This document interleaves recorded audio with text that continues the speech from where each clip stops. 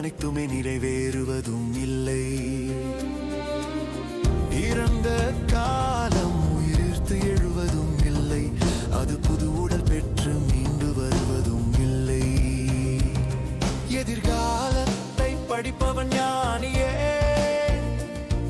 அதை படிக்க முடியாத குருடன ஞானியே.